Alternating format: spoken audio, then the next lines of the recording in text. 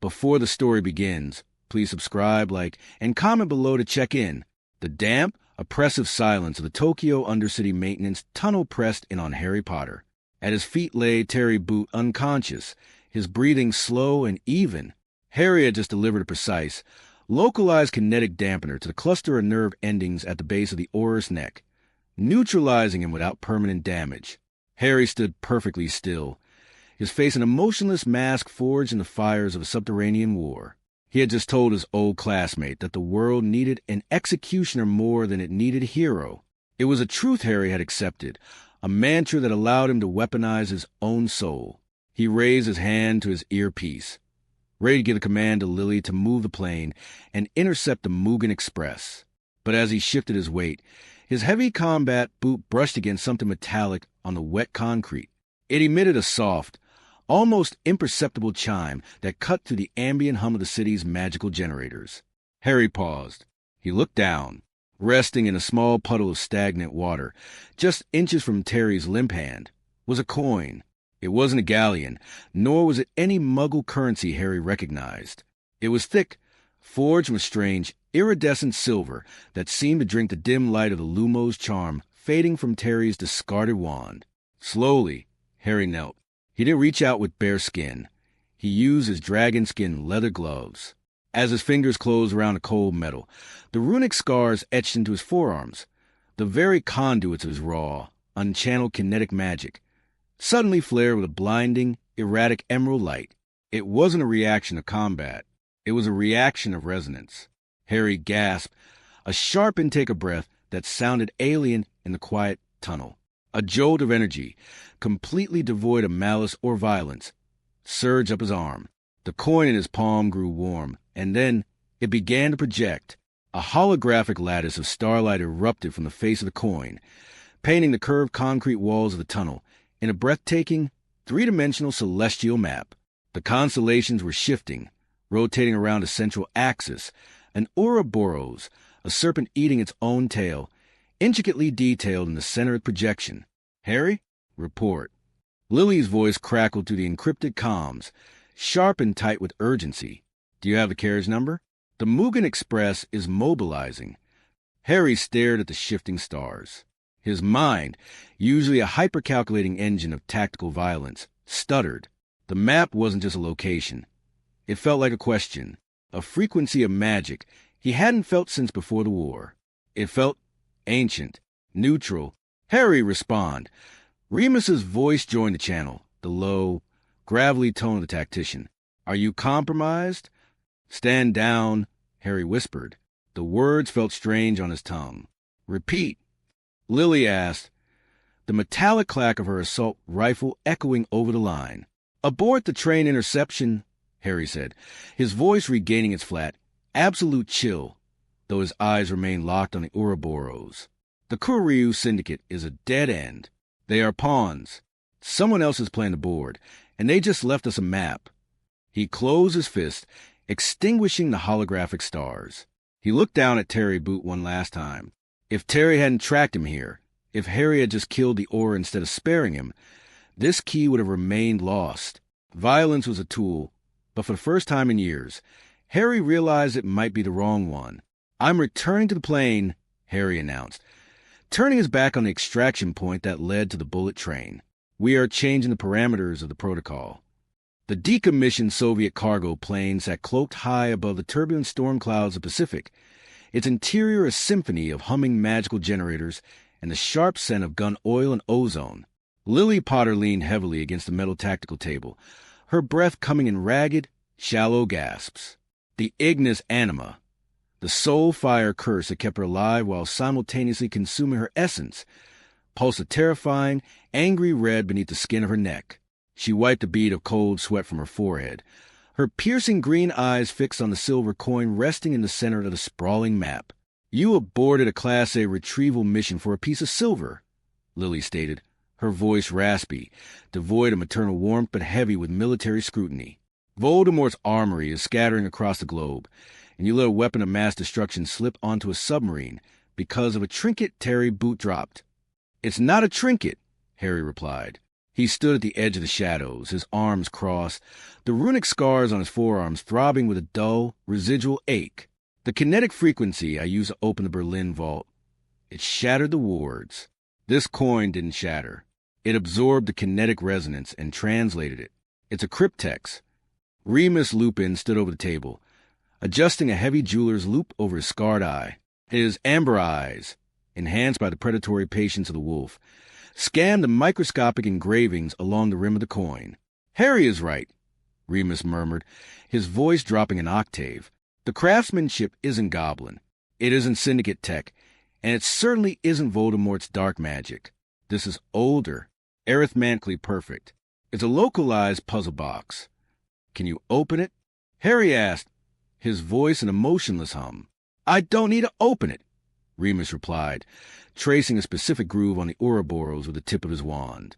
"It requires a specific magical wavelength to activate the audio-spatial recording embedded in the silver. Not kinetic force. Harry, just presence." Remus channeled a soft, neutral stream of magic into the coin. Instantly, the air in the cargo plane shifted. The sharp smell of ozone was momentarily replaced by the faint, comforting scent of old parchment and lemon drops.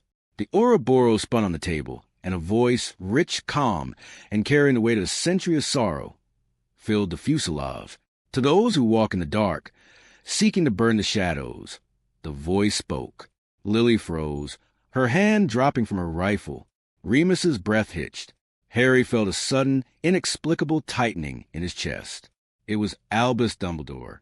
"If you are hearing this, the boy who was promised has chosen the path of the executioner," the echoing voice continued, carrying a heartbreaking gentleness. "Voldemort's physical legacy is a distraction. The true weapons he left behind are not made of iron and curse, but of ideology and trauma. A shadow faction, older than the Ministry, has secured the most dangerous of these relics. We do not guard them with locked doors, for locks can be broken by force. We guard them with the one thing a broken soul cannot navigate, the truth." The holographic star map projected once more, zooming in rapidly past continents and oceans, settling on the glowing coordinates of a peninsula in the South China Sea. "The first lock is in Macau," Dumbledore's voice whispered, fading into the ambient hum of the plane. "To find what you seek, you must look into the glass and forgive the reflection. You cannot break this door. Harry, you can only open it." Silence reclaimed the cargo plane. Lily looked at Harry. For years, she had watched her son systematically dismantle his own humanity to become the perfect weapon. She saw the absolute, chilling calm in his emerald eyes, a void where a 19-year-old boy should be. But right now, staring at the fading coordinates, Harry looked unsettled. The ice was cracking. "It's a trap," Lily said, though her voice lacked its usual ironclad certainty. "A psychological manipulation." "It's a test," Remus corrected, looking at the map. "If there's a faction hoarding the ultimate artifacts behind moral failsafes, we cannot simply blast our way in. We are changing course." Harry didn't argue. He looked at his hands, clad in dragon skin leather. He knew how to kill a dozen men in 60 seconds. He knew how to crush a man's skull with a localized implosion of force. But to forgive a reflection? "Set a course for Macau," Harry said quietly, the shadows swallowing him as he stepped back. "We play their game." Macau was a city of glaring neon and suffocating humidity, but the magical district was something entirely different. Hidden beneath the opulent foundations of a ruined Portuguese cathedral, the district was a sprawling, subterranean expanse known as a City of Mirrors. The Obsidian Protocol team moved through the dripping, subterranean arches. They were outfitted for war. Lily wore her magically woven Kevlar, her assault rifle slung low, the Ignis Anima securely masked beneath a high collar, though the heat it generated made her skin flush feverishly. Remus walked point, his heavy trench coat concealing his artillery, his wolf senses actively scanning the darkness. Harry took the rear, a silent phantom radiating suppressed kinetic pressure. "Coordinates say the entrance is here," Remus muttered, stopping in front of a massive, arching gateway constructed entirely of polished black obsidian. There were no guards, no blood wards, no Yakuza enforcers. Beyond the gateway lay the labyrinth, It was a breathtaking, disorienting nightmare of architecture. Towering walls of perfectly clear quartz glass and antique silver-backed mirrors stretched into an infinite, repeating distance. The floor was an illusion of depth, making it seem as though they were walking on a thin pane of glass suspended over a bottomless void. No thermal signatures, Remus reported, his brow furrowing in confusion. No magical traps on the surface level. It's completely passive. Stay sharp, Lily ordered, her military precision taking over. Passive war to the deadliest. Formation diamond. Harry, you have R6. They stepped through the obsidian archway. The moment they crossed the threshold, the ambient noise of the city above vanished, replaced by a deafening, ringing silence. The air grew immediately freezing. Harry walked past the towering mirror. He didn't look at it, keeping his eyes trained on the intersecting glass corridors. But the mirror looked at him. Harry! Lily's voice was a sudden, sharp gasp. Harry turned. Lily was standing frozen in front of a wide, ornate looking-glass. She wasn't holding her rifle. Her hands were pressed against the glass, her eyes wide with a terror Harry had never seen her display in combat. Harry looked at the reflection. It wasn't a labyrinth. The mirror showed a cozy, warmly lit nursery. It showed a younger Lily, her red hair falling loosely around her shoulders, standing between a crib and a tall, shadowy figure with snake-like slits for eyes. It was Godric's hollow. The night had all ended. In the reflection, Lily wasn't fighting back. She was weeping, begging, her wand useless on the floor. "Mom, look away," Harry commanded, stepping toward her. "I couldn't save him," Lily sobbed, a sound of pure, unadulterated heartbreak that pierced Harry's chest like a physical blade. The Ignis Anima flared violently, burning through her collar, feeding on her sudden surge of despair. "James, I'm so sorry." "Lily, it's an illusion," Remus shouted, stepping forward to pull her away. But as Remus caught a glimpse of his own reflection in the adjacent glass wall, he froze too. Remus's mirror showed the veil in the Department of Mysteries. It showed Sirius Black, falling backward, his face frozen in a mask of shock. But in this reflection, Remus wasn't holding Harry back. Remus was the one who cast the curse. The reflection manipulated his deepest survivor's guilt, painting his hands with his best friend's blood. Remus dropped to his knees, his hands clutching his head, a low, agonizing growl tearing from his throat as the wolf within him panicked against the psychological assault. Harry was alone in the center of the glass corridor, the executioner, the boy who felt nothing. He turned to the largest mirror at the end of the hall. He expected to see the faces of the people he had killed, the trolls in Berlin, the triad boss in Hong Kong, the Yakuza enforcers on the bullet train. He expected a parade of his own brutality. He was prepared for that. He was immune to that. But the mirror didn't show a monster. It showed an 11-year-old boy.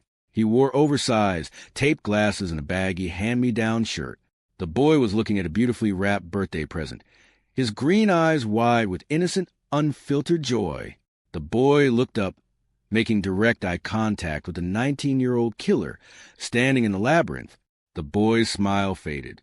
His eyes filled with tears, looking at Harry's runic scars, the dark tactical gear, the blood on his boots. The boy in the mirror looked at him not with fear, but with profound, devastating pity. "What happened to us?" the reflection seemed to ask. Harry staggered backward. The breath was knocked out of him. It wasn't a physical blow, but it hit harder than any kinetic shockwave. The labyrinth wasn't reflecting their fears. It was reflecting what they had sacrificed to survive. It was weaponizing their lost humanity. "Enough," Harry ground out, his voice vibrating with sudden, localized rage. He couldn't stand the sight of the boy in the mirror. He couldn't stand the sound of his mother weeping for a life long dead, or Remus howling in the grip of synthetic guilt. This was a trap, a psychological cage, and Harry only knew one way to deal with cages. He raised his right hand. The runic scars on his forearm ignited, glowing a blinding, toxic green. He didn't calculate the force. He simply drew upon the deepest well of his suppressed anger and unleashed a massive, concussive kinetic pulse directly at the mirrors. The shockwave exploded from his palm, a wave of force capable of shattering goblin-forged steel and pulverizing concrete.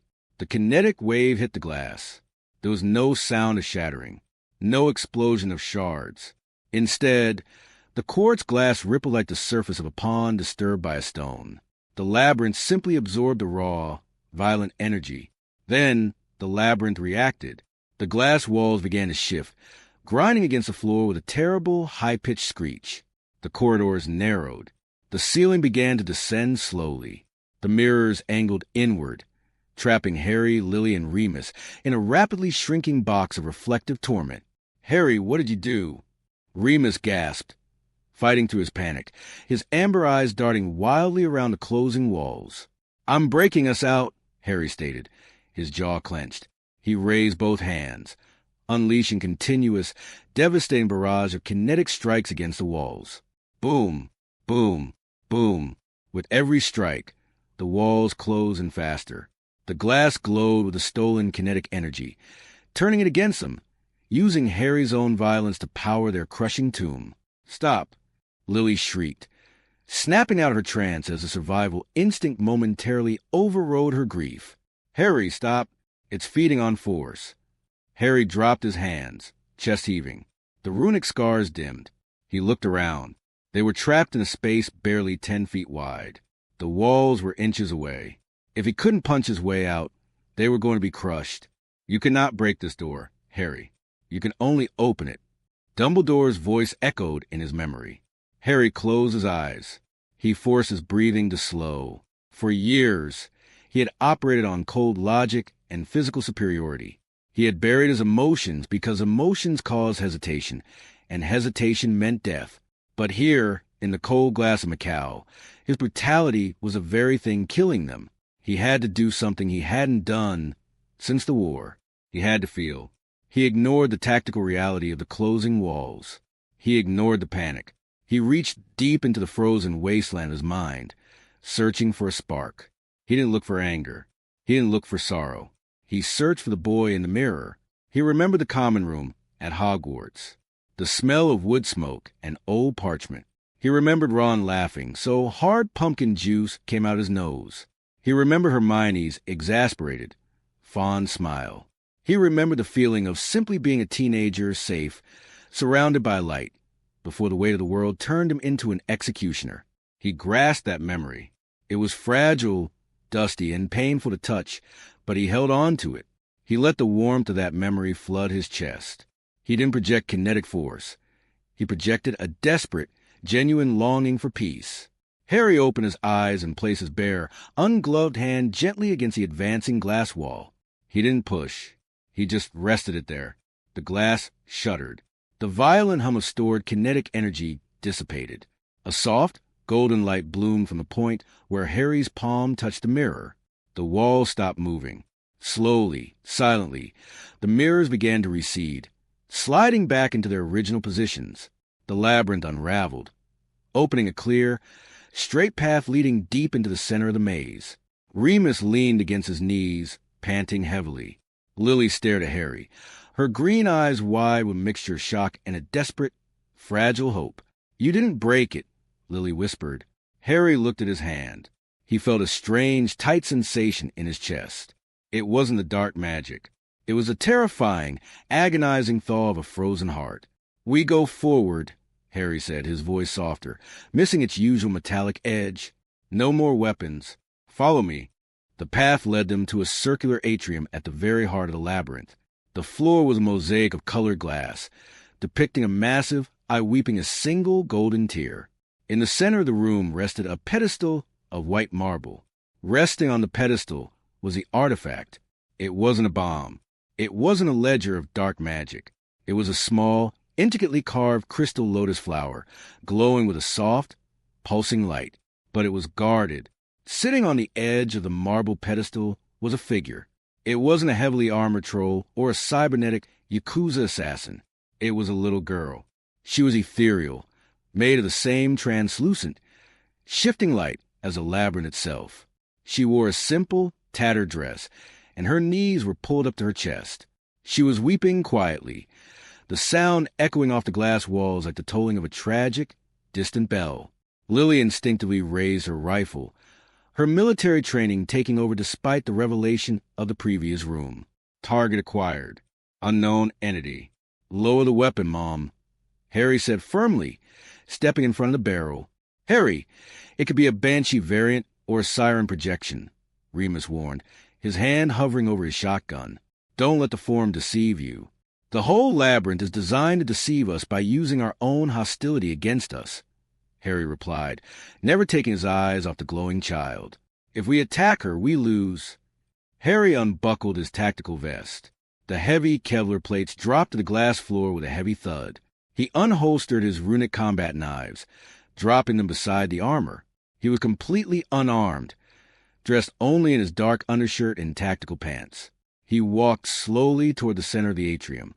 The little girl looked up. Her eyes were voids of bright, blinding white light. As Harry approached, the air in the room grew suffocatingly dense. A wave of pure, unfiltered psychic agony rolled off the child, an aura of abandonment and terror that threatened to crush Harry's mind. This was a lock. It wasn't a test of strength.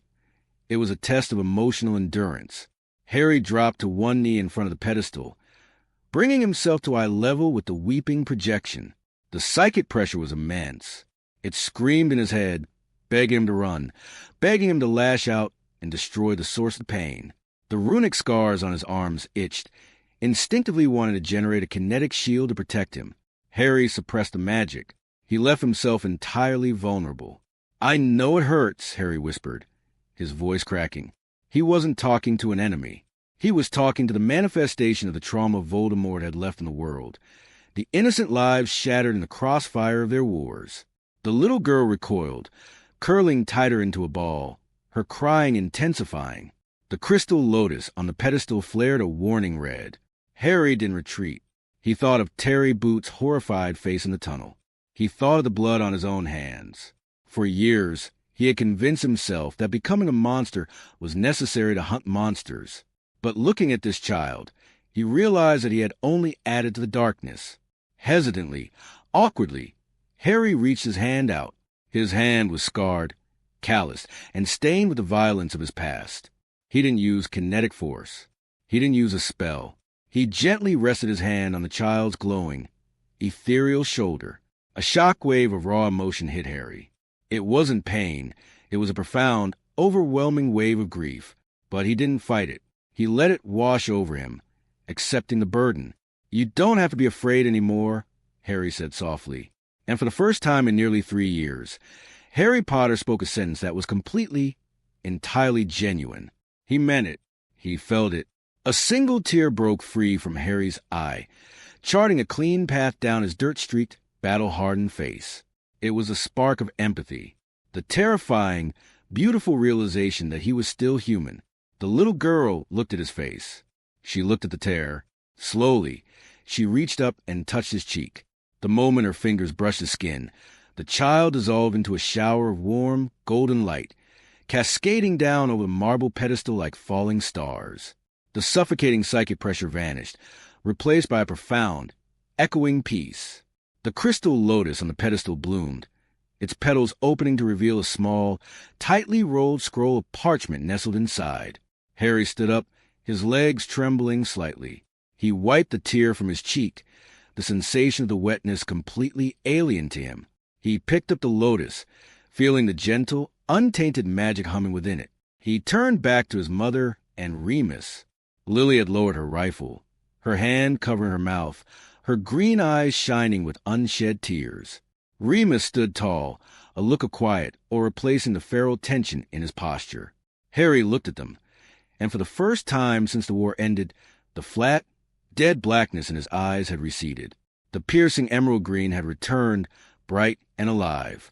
"We have a next clue," Harry said, his voice steady, carrying a new, quiet authority. He wasn't an executioner anymore. He was a protector. Let's find out what the architect wants us to see. The scroll nestled within the crystal lotus did not contain a map. When Remus unrolled it beneath the harsh, magical halogens of the cargo plane, it revealed a sequence of ancient, shifting arithmetic equations that resolve into a single, undeniable truth: the Mediterranean Sea. Specifically, the sunken ruins of the Library of Alexandria. 72 hours after leaving Macau, the Obsidian Protocol team found themselves encased in high-pressure magical submersibles, plunging into the crushing, lightless depths off the coast of Egypt. The water outside the thick acrylic glass was an impenetrable abyss, heavy and absolute. Depth is 3,000 feet and dropping. Remus's voice echoed over the comms, distorted by the static of the deep ocean. Thermal imaging is useless. The ambient magic down here is chaotic. It's centuries of drowned spells. Switching to the Lotus resonance, Harry replied. He sat in the pilot's seat of the lead submersible, his hands resting lightly on the controls.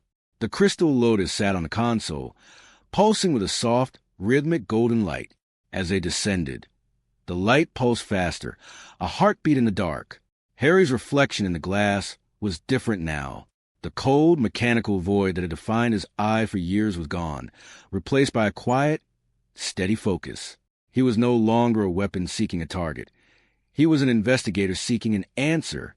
"There," Lily said, pointing past Harry's shoulder. Out of the gloom, massive pillars of pale stone emerged. They were impossibly preserved, untouched by algae or decay, protected by a localized, ancient stasis field. This was not the library known to Muggle historians. This was a hidden arcane vault, sunk purposely millennia ago to protect its secrets from the fires above.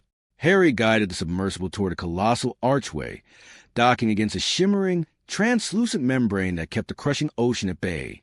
They cycled the airlock, stepping into a cavernous, air-filled antechamber. The silence was heavier than the water outside. Towering shelves carved directly into the bedrock stretched upward into the shadows, filled with decaying scrolls and petrified books. "The air is stale. Oxygen levels are dangerously low," Lily noted, checking a brass gauge on her wrist. "We have maybe 45 minutes before hypoxia sets in."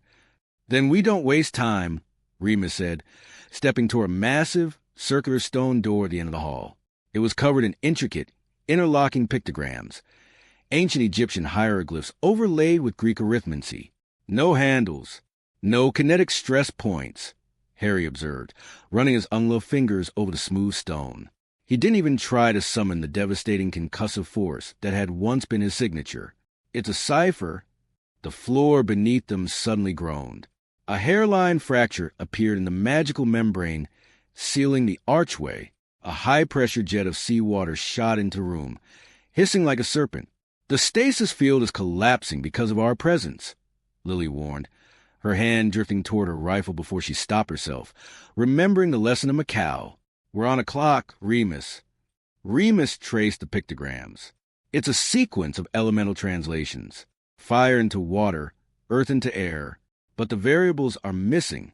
It requires an input of specific magical intent to align the tumblers." Water began pooling at their ankles, rising rapidly. The pressure in the room was dropping, making their ears pop and their lungs burn. Harry watched Remus work, analyzing the puzzle not as a tactician of war, but as a student of magic. The tension in the room was suffocating, not from the threat of enemy fire, but from the relentless, creeping inevitability of the ocean. "It's not about the elements," Harry realized, his eyes darting between the symbols. "It's about the passage of time. The library sank to protect its knowledge. The code is preservation. Remus, the 7 sequence. It's not destruction, it's stasis." Remus channeled a subtle, binding charm into the 7th pictogram. The massive stone door ground on its axis, rotating slowly inward just as the water reached their knees. They slipped through the gap, sealing the heavy stone behind them and leaving the encroaching ocean outside. The chamber beyond the door was a stark contrast to the damp antechamber. It was bone-dry, illuminated by a sterile, blinding white light that seemed to emanate from the very air itself. In the center of the room stood a simple obsidian pedestal, devoid of any artifact. As soon as the stone door sealed shut, Lily gasped, stumbling forward. Her assault rifle clattered onto the stone floor. "Mom!" Harry lunged, catching her before she collapsed. Her skin was burning hot. The Ignis Anima curse, the dark, parasitic magic that had bound her life to the mission of vengeance, was raging. The veins in her neck pulsed black and angry crimson, visible through her pale skin. "The light!" Lily wheezed, clutching her throat. It's pure. It's neutralizing dark magic. Remus knelt beside her, his face pale with panic. The chamber is an absolute purification ward. It's designed to strip away anything tainted. But the Ignis Anima is grafted to her soul. If the room destroys the curse, it destroys her. "We need to get her out," Harry said, his voice tightening with a familiar, rising panic. He turned to the stone door, raising his hands, his runic scars beginning to glow with kinetic energy. He was ready to shatter the door, the ocean be damned. "No!" Lily gasped, gripping his wrist with surprising strength. "Harry, you promised. No more force." Harry looked at her, his heart hammering against his ribs. The cold, calculating executioner would have blasted the door, accepting the collateral damage to save the asset. But the son, the human being who had wept in Macau, was paralyzed by the sight of his mother's agony. A voice echoed through the sterile white chamber. It wasn't Dumbledore this time. It was the architect, a voice devoid of gender, age, or origin. "The shadows we carry cannot be burned away by light alone," the voice intoned. "They must be shared. To proceed, the burden must be halved." Harry looked at the empty obsidian pedestal. It wasn't waiting for an artifact. It was waiting for an offering. A sacrifice of pain, Remus realized, his voice trembling. "Harry, it wants you to take the curse." "I'll take it," Harry said instantly, stepping toward the pedestal. "You can't." Lily sobbed, writhing in Remus's arms as the white light intensified. "It will kill you, Harry. You don't have the magical core to sustain it. It's pure agony." "I've felt nothing for 3 years," Harry said, dropping to his knees beside her. He looked into his mother's terrified, pain-filled eyes. "Let me feel this for you." He didn't wait for her permission. Harry placed both of his hands on the sides of Lily's face.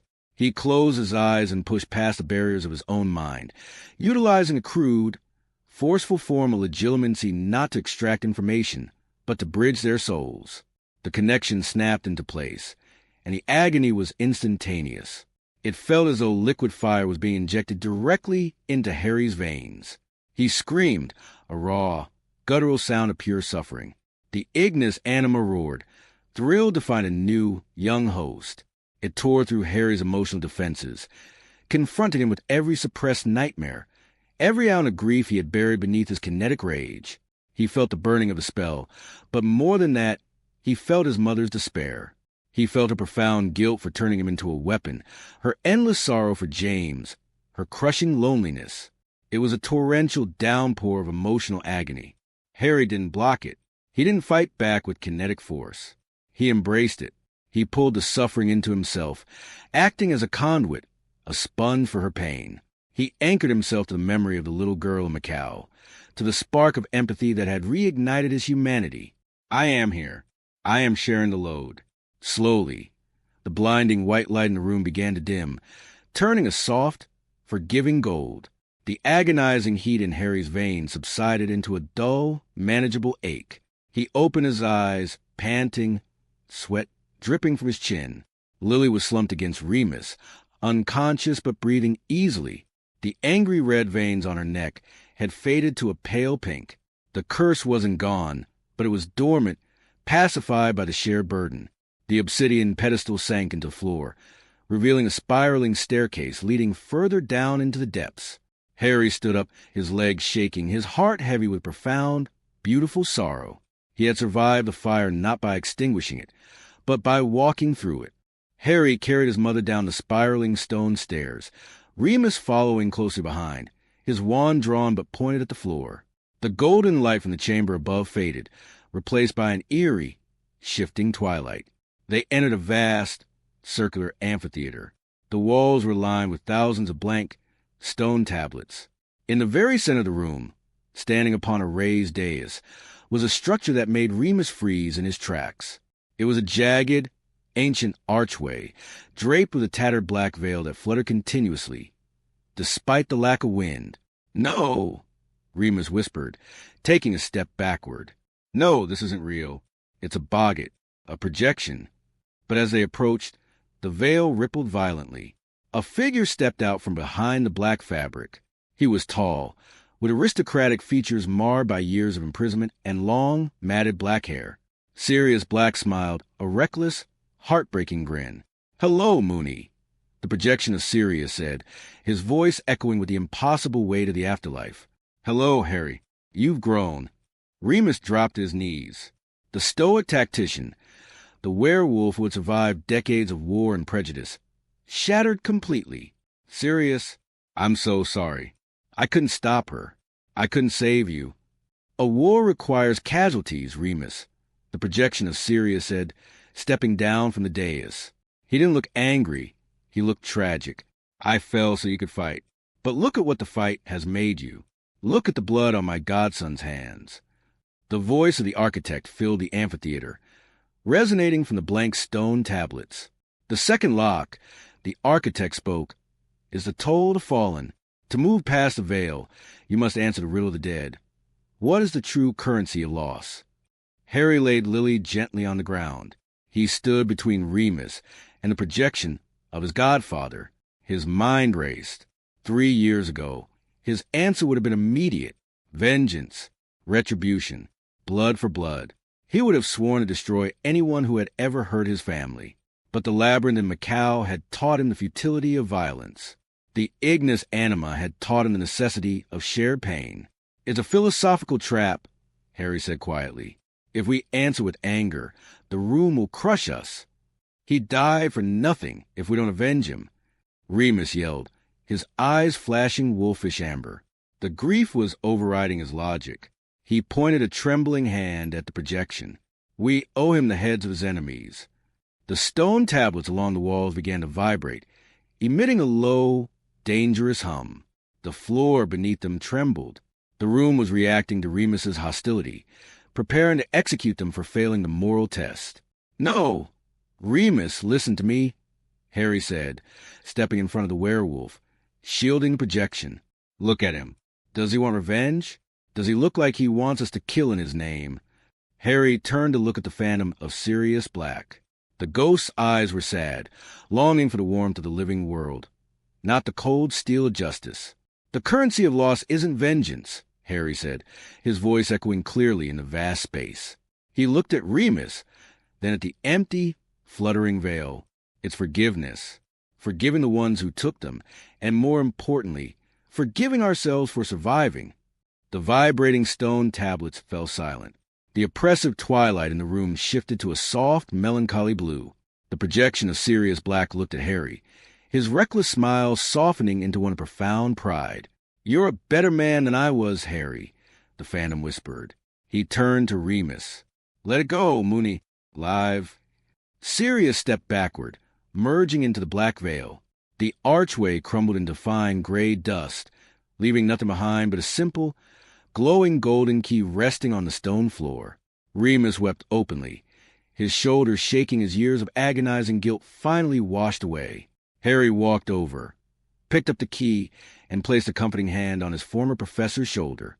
The executioner was dead. The healer was stepping into the light.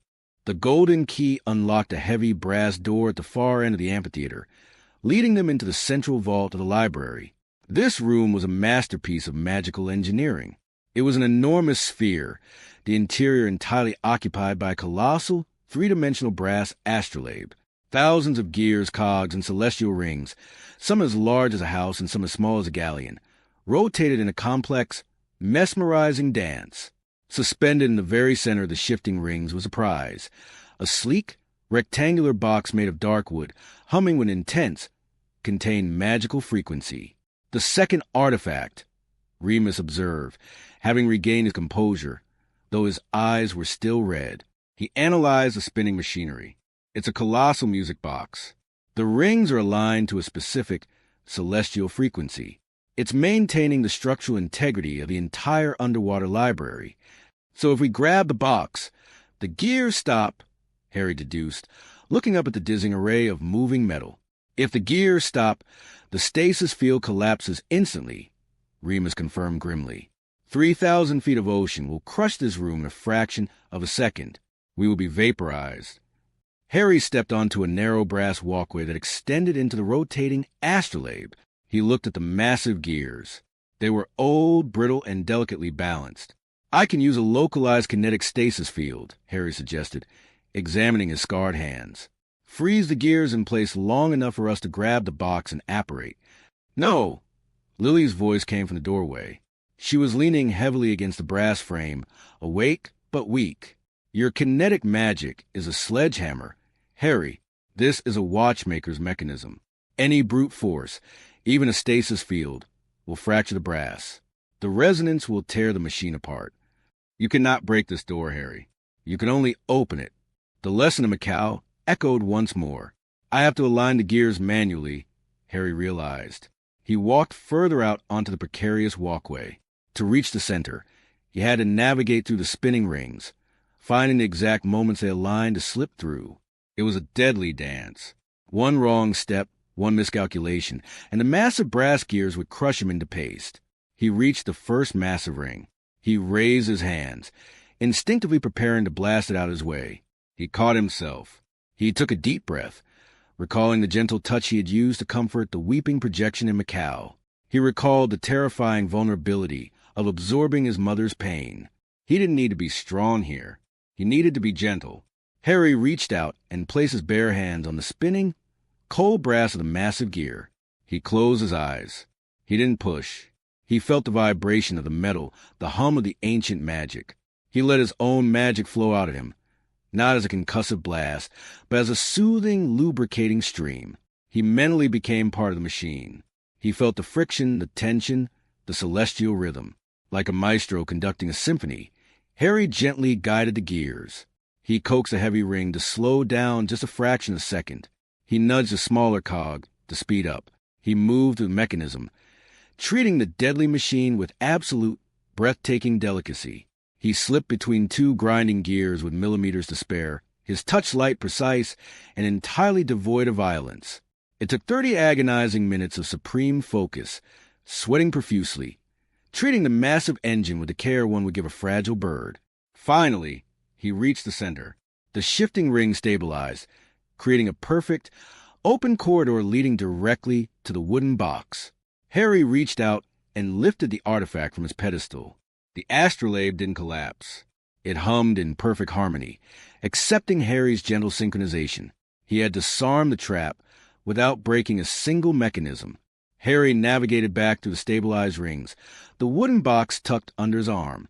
He stepped off the walkway just as a violent, unnatural tremor shook the entire chamber. It wasn't the astrolabe. It was a localized explosion. The brass door they had entered through was blown off its hinges, warping and twisting into a heap of molten metal. Through the smoke and settling dust, a dozen figures stormed into the spherical room. They were dressed in sleek, hydrodynamic combat armor, armed with a mixture of heavy Muggle assault weapons and glowing, dark magic wands. The Kuroryu Syndicate, the very faction Harry had abandoned tracking in Tokyo. They had followed the magical wake of the submersible. "Protocol team," the lead mercenary shouted, aiming a high-caliber rifle directly at Harry's chest. "Drop the artifact. You have exactly 3 seconds before we turn you into chum." Lily and Remus reacted instantly. Lily dropped to one knee, bringing her rifle up, while Remus summoned a heavy kinetic shield, ready to absorb the first volley of fire. The tension snapped back into the room, cold and familiar. This was war. This was what they knew. Harry stood between his family and the mercenaries. He looked at the heavily armed men. 2 weeks ago, Harry would have activated the runic scars on his arms, generated a localized implosion, and crushed every mercenary in the room into a bloody pulp before they could pull a trigger. It would have been efficient. It would have been brutal. He felt the familiar surge of kinetic power rising in his blood, the cold, comforting embrace of the executioner's mindset calling to him. It was so easy to destroy. Harry looked at his hands, the hands that had just gently guided a colossal machine, the hands that had taken on his mother's pain.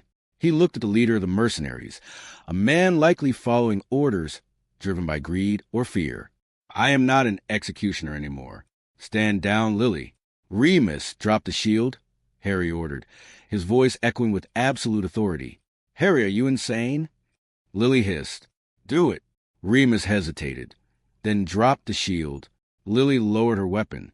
The mercenary leader sneered behind his visor. Smart boy. Now slide the box over. Harry didn't move. He didn't drop the box. Instead, he channeled his magic. But he didn't aim it at the men. He aimed it at the environment. He sent a precise, non-lethal wave of kinetic energy across the floor, sweeping the mercenaries' legs out from under them in a single, fluid motion. Before they could recover, Harry manipulated the ambient moisture in the room, the residual humidity from the ocean outside. He snap-froze the water vapor around their weapons, sealing the triggers of their rifles in solid blocks of magical ice and encasing their wands. The mercenaries scrambled, disarmed and panicked, realizing they had lost the advantage in a fraction of a second. "We are leaving," Harry said calmly, stepping over the crumpled, warped brass door. He looked down at the mercenary leader, who was struggling against the ice binding his hands. Harry didn't crush him. He didn't threaten him. He simply looked at him with the quiet, unsettling empathy he had learned in Macau. "There's an escape submersible docked at the upper hatch," Harry told the man. "The stasis field holding this library together is stable, but I wouldn't test it. Take your men. Go home." The mercenary stared up at Harry, utterly bewildered by the mercy. Harry turned his back on the enemy, a tactical sin he would never have committed before. He walked past Lily and Remus, who stared at him with a mixture of shock and profound awe. "Let's go," Harry said, walking toward the exit. He had faced down a heavily armed kill squad and walked away without spilling a single drop of blood. The boy who lived had finally returned. The executioner was left behind in the ruins. The wooden box retrieved from the crushing depths of Alexandria did not hold a weapon. When Harry carefully unlatched the brass hinges aboard the cargo plane, he found a delicate, silver tuning fork resting on a bed of faded velvet. When struck against the palm of his hand, it didn't emit a sound. Instead, it vibrated with a specific geographic resonance. It pulled north, across the Mediterranean, settling its invisible compass point squarely on the sinking city of Venice. "The Sunken Sestiere," Remus murmured, looking out the window of the chartered vaporetto as it cut through the fog-choked waters of the Grand Canal. It was midnight, and the city was drowning in a thick, unnatural mist. It's a mythological, magical district. They say the original Venetian wizards didn't build their district in the city. They built it in the reflections of the water. Venice was in the throes of Carnival. Even at this hour, figures in elaborate, grotesque masks flitted across the stone bridges like ghosts. But as the Obsidian Protocol team stepped onto the slick cobblestones of a deserted piazza, the mundane revelers vanished. The tuning fork in Harry's hand vibrated furiously, humming with a warm, golden light that pierced the fog. "The wards here are psychological," Lily warned, her hand resting on the grip of her sidearm, a habit she couldn't completely break, even if the safety remained on. The Ignis Anima curse lay dormant beneath her collar, subdued by Harry's shared burden. "Venetian magic is rooted in illusion, smoke and mirrors. Do not trust your eyes." They walked into a narrow alleyway where the brick walls seemed to breathe. The air was heavy with the scent of damp stone, old wine, and something metallic, like the smell of a storm about to break. Suddenly, the cobblestones beneath them shifted. It wasn't a mechanical trap. The architecture itself was folding. An archway to their left morphed into a solid wall of weeping brick, while a canal to their right rushed inward, flooding the path behind them. "Stay close." Remus yelled over the sudden, roaring sound of rushing water. But it was too late. The alleyway twisted like a kaleidoscope. A thick curtain of iridescent fog swept between them. Harry reached out to grab his mother's arm, but his hand passed through empty, freezing air. "Mom! Remus!" Harry called out, his voice swallowed instantly by the heavy mist. There was no answer.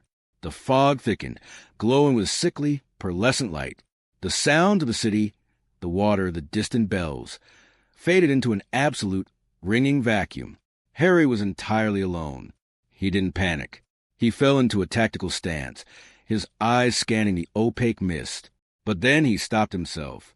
He lowered his hands. He remembered Macau. He remembered Alexandria. If he treated this like a combat scenario, the city would give him a war he couldn't win. The fog began to clear, revealing a space that was not an alleyway at all. It was an infinite expanse of absolute, suffocating darkness. There was no floor, no ceiling, no walls, just a void. And standing 10 feet away from him, illuminated by a soft, sourceless light, was a boy from the mirror.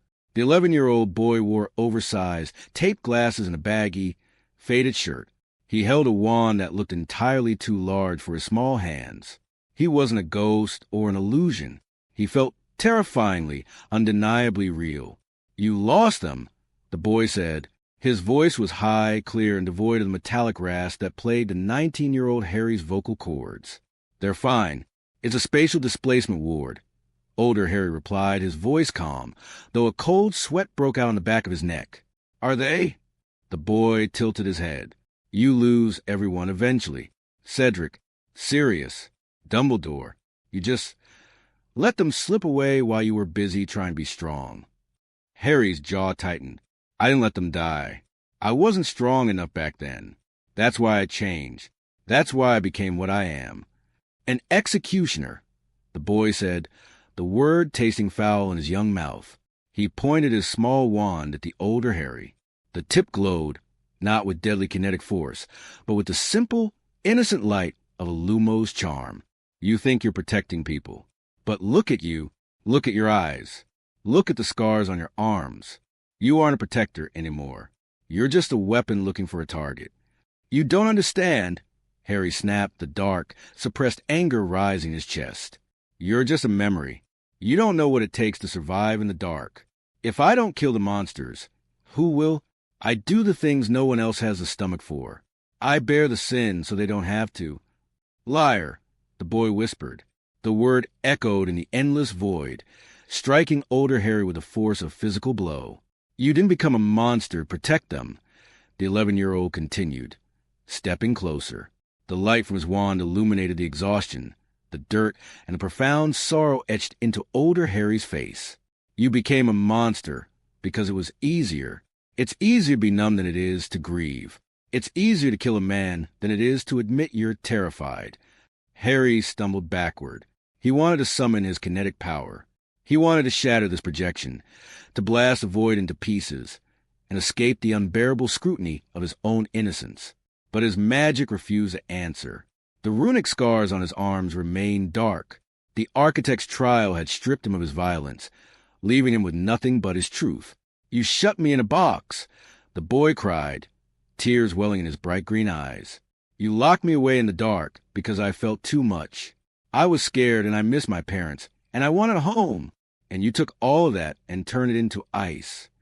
Harry dropped to his knees, the void pressing on him, heavier than the ocean above Alexandria. The boy was right.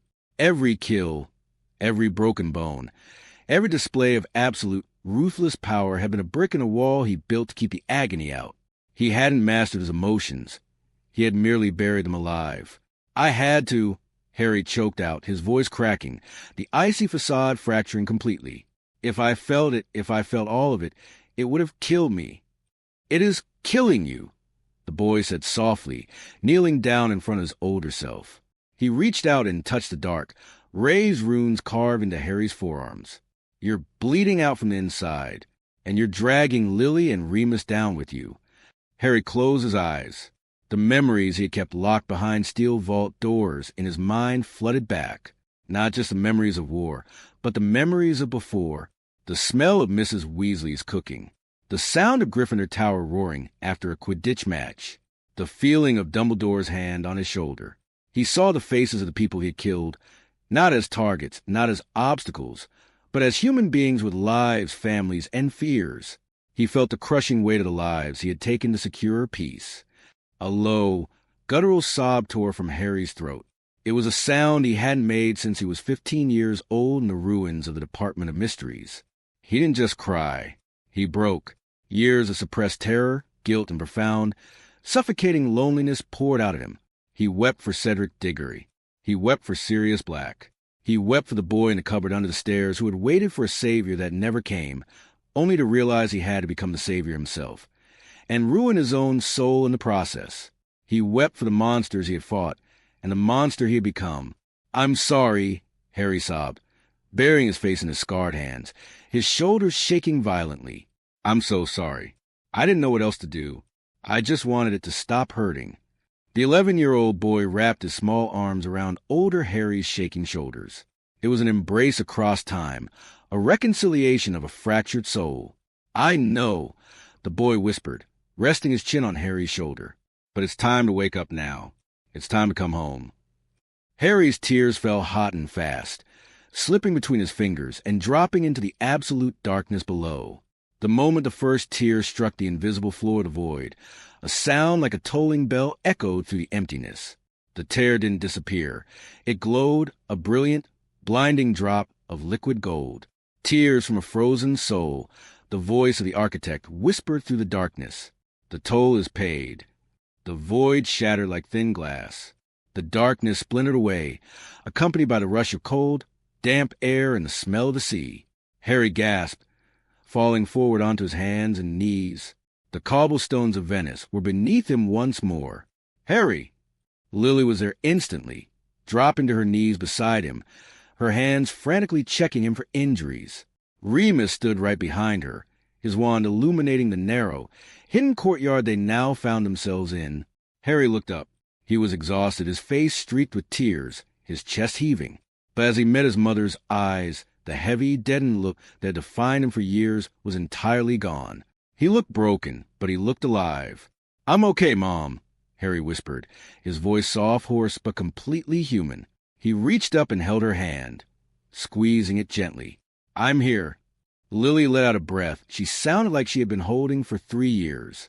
She pulled him into a desperate, crushing hug. Remus lowered his wand, a quiet, profound relief washing over his scarred face. The executioner was dead. Harry Potter had finally survived the war. The courtyard they had been deposited in was completely sealed off from the rest of Venice. High brick walls choked with ancient ivy surrounded a sunken, circular amphitheater. In the center, half submerged in a pool of still black water, was a massive vault door forged from pale, white stone. "This is it," Remus said, his voice hushed in reverence. "The central reliquary, the heart of the Venetian wards." They waded into the shallow water, the cold biting through their boots. The white stone door was flawlessly smooth, save for a single, circular indentation in the center, about the size of a human palm. Surrounding the indentation were jagged, cruel-looking runes carved deep into the rock. "Blood magic," Lily observed, her military instincts flaring despite the emotional reunion moments prior. She examined the runes. Old blood magic. Pre-Roman. It requires a biological key. Harry looked at the door, a phantom pain throbbing in his right hand. He remembered the underground bunker in Berlin. He remembered dragging a wounded, screaming Neo-Death Eater to a similar door, using his kinetic magic to crush the man's hand against the lock to extract the blood needed to open it. It was the most brutal, ruthless thing he had ever done. It was the moment Lily realized she had created a monster. "It's a sacrifice," Remus noted, reading the arithmetic sequence. "But it's highly volatile. The runes translate roughly to the blood of the guardian, freely given. If the intent behind the blood is hostile, or if it is taken by force, the vault will collapse the courtyard."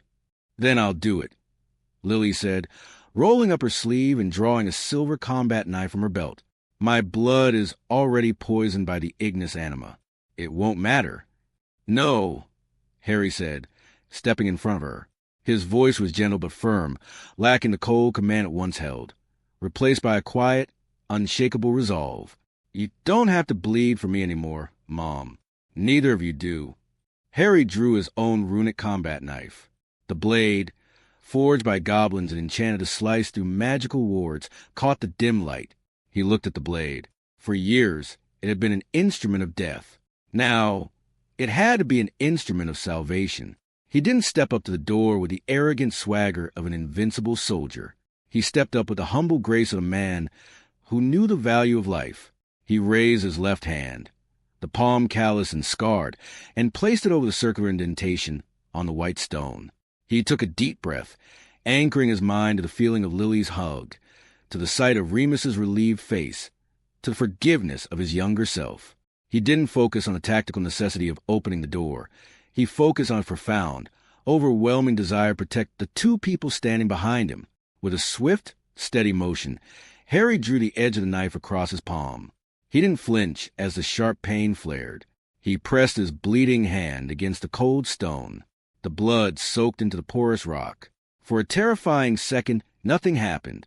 Then, the jagged runes surrounding the indentation began to glow, not with the angry, violent red of dark magic, but with a pure, brilliant, pulsating silver.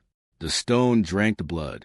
The vault analyzed not the DNA, but the soul behind it. It tasted the absolute absence of malice, the pure, unadulterated intent of love and protection. A deep, seismic rumble vibrated through the water. The massive white stone door, heavy enough to withstand a siege, split perfectly down the middle. It glided open silently, revealing a corridor bathed in warm, inviting light. Harry wrapped a bandage tightly around his hand. He looked back at Lily and Remus and offered them a small, genuine smile. After you. The corridor led them out of the damp, oppressive atmosphere of Venice and into a space that defied geography. It was a vast, circular library, stretching infinitely upward. The walls were lined not with books, but with glowing crystalline spheres of varying sizes, floating gently in the air like trapped stars. Sitting in the center of the room, behind a massive desk carved from a single piece of ancient oak, was a figure. It was impossible to determine the figure's age or gender. They wore robes of spun silver that seemed to shift like water. Their face was serene, ancient, and possessed eyes that held the terrifying depth of a galaxy. "Welcome, Harry Potter." The architect spoke. Their voice was a chorus of 1,000 whispers, perfectly synchronized, echoing in the mind rather than the ears. "You took the long way around." "You built all of this," Harry said, stepping forward. He didn't draw his weapon. He felt no threat from the entity, only an overwhelming sense of ancient neutrality. The labyrinth in Macau, the library in Alexandria, the void in Venice. Why? Tom Riddle was a fool, the architect replied calmly, gesturing for them to approach. He obsessed over physical immortality and tools of destruction, wands, rings, lockets. But he failed to understand that the most dangerous weapons in existence are not those that destroy the body, but those that infect the mind. The architect gestured to the millions of floating crystalline spheres. "These are not bombs, Mr. Potter.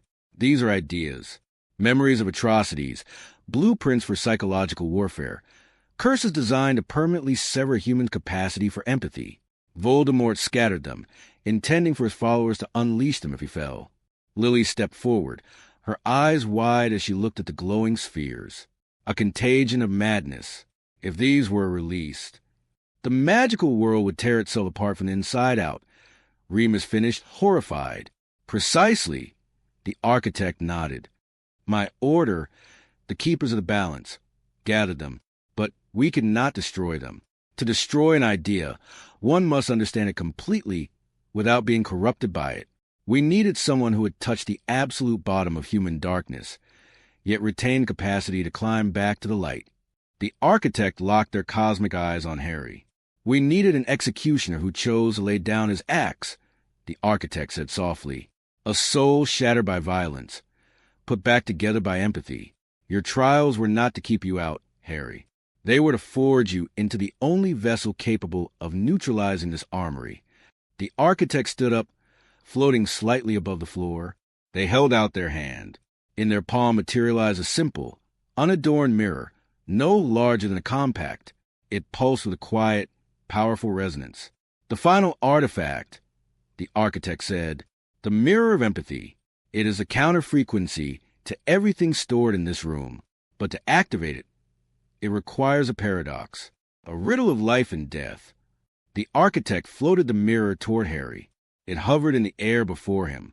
"Here's your final test, Harry Potter," the architect intoned, the chorus of voices echoing off the infinite shelves. "I am born in the dark, yet I blind the eyes. I am a weapon that heals and a shield that bleeds. I demand everything, yet I cost nothing. What am I?" Harry looked at the mirror. He didn't see his reflection. He saw the sum of his entire journey. He saw the little girl in Macau. He saw his mother's agonizing curse.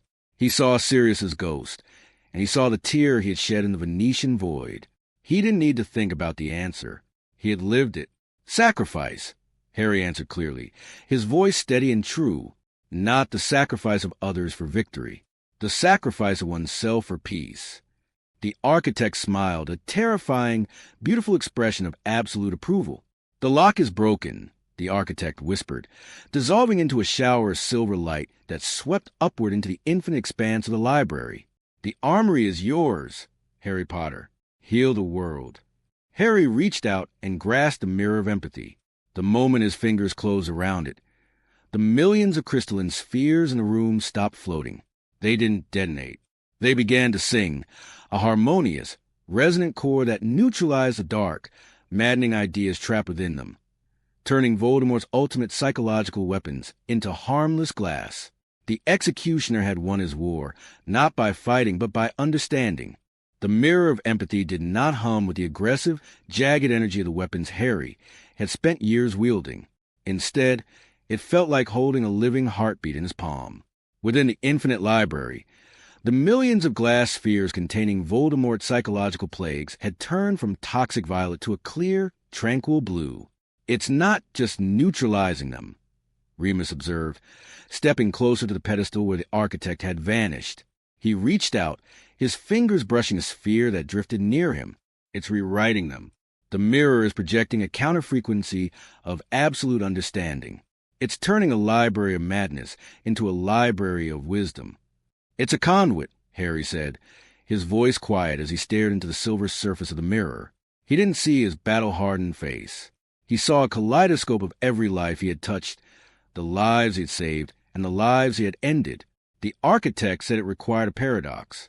To heal the mind, you have to be willing to feel the pain that broke it in the first place. The mirror began to pulse, its light expanding until it filled the entire reliquary. Harry realized that the artifact they had collected, the Ouroboros coin, the crystal lotus, the wooden box, and now the mirror, were all components of a single, massive engine of restoration. "We can't leave this here," Lily said, her eyes scanning the infinite shelves. The Ignis Anima on her neck was paler than ever, almost a ghost of a scar. "If the Syndicate or Makusa finds this place, they won't use it to heal. They'll try to weaponize the empathy itself. They'll use it to break people's wills." "They won't find it," Harry promised. He looked at the mirror, and for the first time, he wasn't thinking about a tactical exit or a kill zone. He was thinking about the world outside, a world still reeling from the scars of Voldemort's ideology. This isn't a secret to be guarded. It's a medicine to be administered. As they prepared to depart the Venetian reliquary, the white stone floor began to glow with a sharp, warning crimson.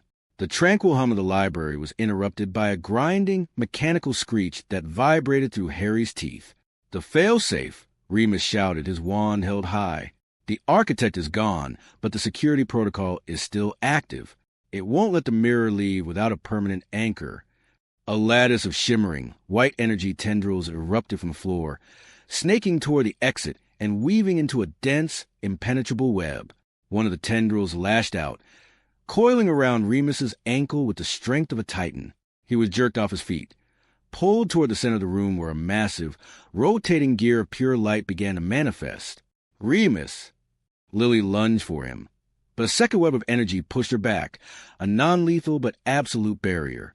"The anchor isn't a person," Harry realized, watching the way the light reacted to Remus's struggle. "It's energy. It needs a massive, sustained magical output to stay open long enough for us to cross back into the physical world." Harry looked at his arms. The runic scars, the conduits of his devastating kinetic magic, were throbbing. For years, this power had been his curse and his shield. It was the energy of destruction, the force that had made him an executioner. "Harry, don't!" Lily screamed, sensing his intent. "If you dump that much kinetic energy into a stasis field, it'll strip your core. You'll never be able to use magic again." "I don't want to use that magic again," Harry said. He felt a strange, profound sense of relief. He stepped toward the central gear of light. He didn't summon his power with anger or the cold precision of a soldier.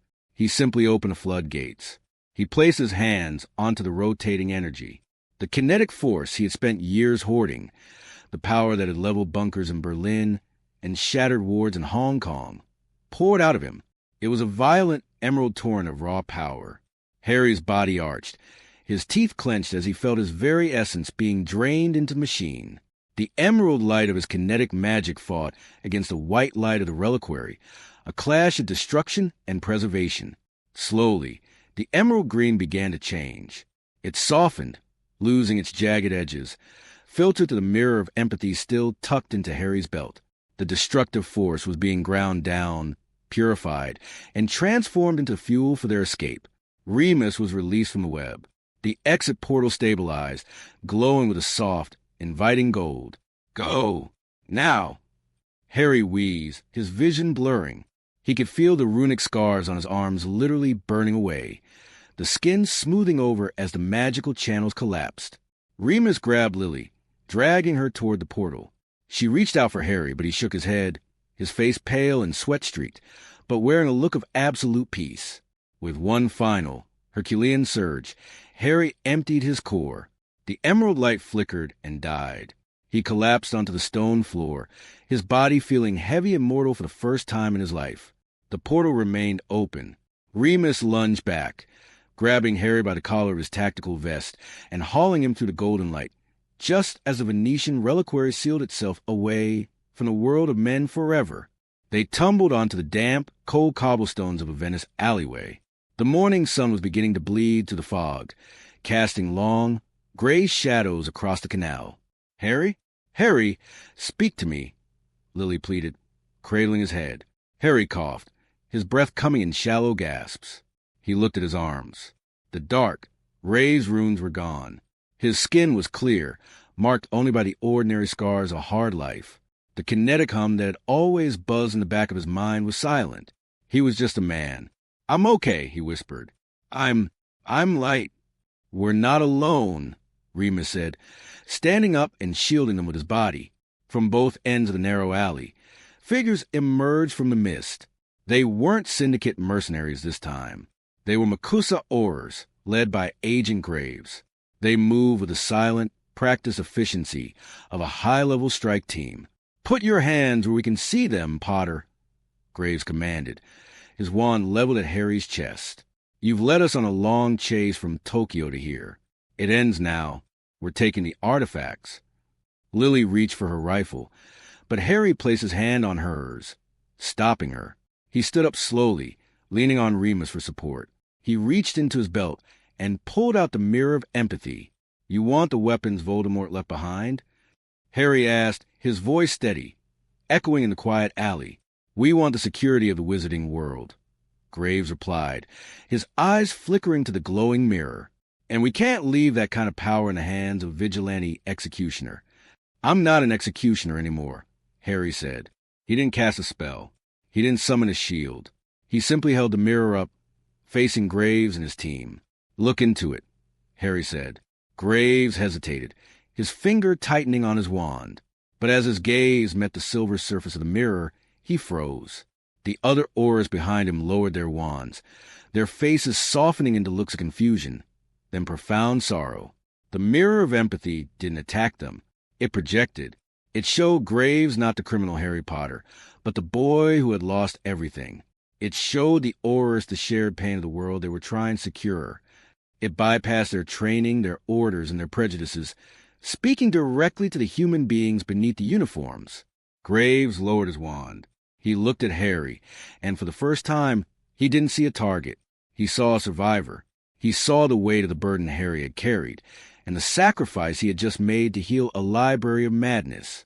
The report will say the artifacts were lost at sea, Graves said, his voice husky. He looked at his team, who nodded in silent agreement. We were never here. Graves turned and walked back into the mist, his team following him. No blood was spilled. No spells were traded. The cycle of violence had finally been broken by the simplest of tools, understanding. The cargo plane was quiet as it flew toward a hidden sanctuary in the Scottish Highlands. The mission was over. Lily sat in a reclining chair, the mirror of empathy resting on a table beside her. Harry stood behind her, his hands resting on her shoulders. He no longer felt the buzzing emerald heat of his kinetic magic, but he felt something much more potent. It's time, Mom, Harry said. Using the resonance of the mirror and the lessons of the architect's tiki-teki, Harry began the final healing. He didn't use force to fight the Ignis Anima. He used resonance. He channeled his remaining, natural magic through the mirror, focusing on the feeling of the shared burden they had carried in Alexandria. He visualized the fire not as an enemy to be conquered, but as a wounded part of his mother's soul that needed to be calmed. The red veins on Lily's neck began to glow, but it wasn't the angry, devouring heat of the curse. It was a soft, sunset orange. Harry guided the energy, smoothing it out, cooling it with the empathy he had gathered from the trials. Slowly, the Ignis Anima began to recede. It didn't vanish. Scars of that magnitude never truly do. But it stopped being a death sentence. It became a memory.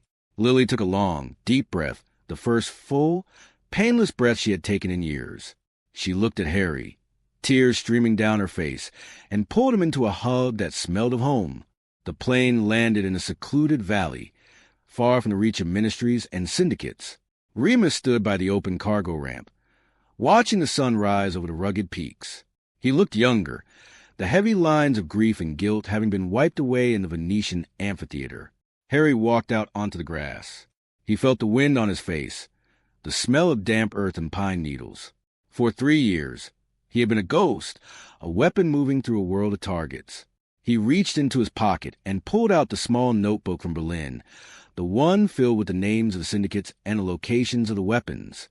He didn't need it anymore. He struck a match and watched the pages curl into black ash. "What now?" Lily asked, walking up to stand beside him. "Now," Harry said, looking at his clear, unscarred arms. "We live."